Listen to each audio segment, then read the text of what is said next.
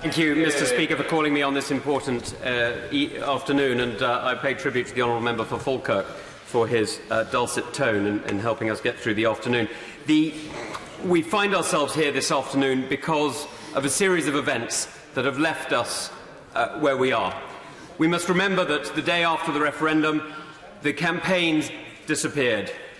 When we got to the leadership competition, so many of the competitors disappeared. When we got to the election, sadly, so many of our seats disappeared, and we found ourselves without a majority. And despite that, we've had a Prime Minister who, thank God, has shown fortitude and has shown devotion and duty when so many others have sadly also disappeared. Now, I have plenty of criticism to make on the way these negotiations have been conducted, and I'm sure I'm not alone in doing so. I think we started the wrong way round. Rather than negotiating our way down, as it were, from our existing membership, we should have admitted the truth, which is that we have left the European Union, we left when the vote came in, and that we should be negotiating our way up towards the relationship we want to see in the long term. Sadly, that isn't what happened. And we found ourselves now looking towards a transition. Now, you know, this is hardly surprising, Mr. Speaker, because, of course, after 45 years' membership, about the same time as Elizabeth I was on the throne, or indeed the German Empire existed, it's hardly surprising that transition to a new relationship is important. But it's also important that we use this opportunity to focus on what the future looks like, not just what this interim stage looks like.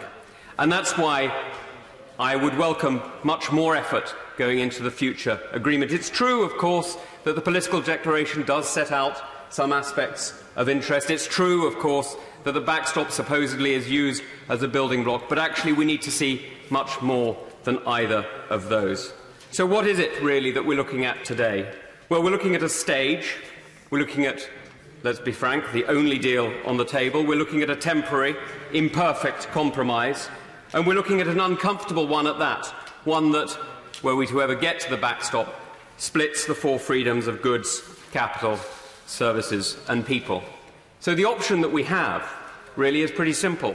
It's threefold. Either we agree with this compromise, or we push for a second referendum, which I think is a terrible idea, as it simply leads to more uncertainty, more indecision, or we walk away.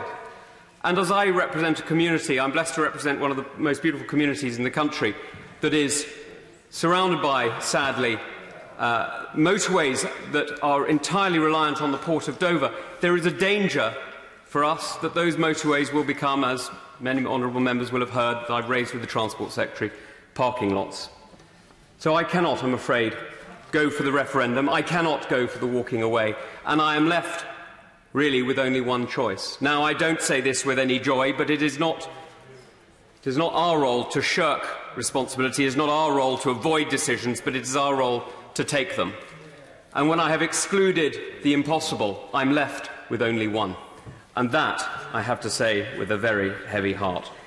But the backstop isn't as final as many have said, and I quote from Policy Exchange's work by Professors Vedirami, Sir Stephen Laws and Professor Eakins, when he says that the best endeavours obligation that is inside the withdrawal agreement puts upon the EU, and here I quote, the EU conduct in breach of such an obligation and indefinitely prolonging the application of the protocol could thus amount to a material breach of the withdrawal agreement and the protocol.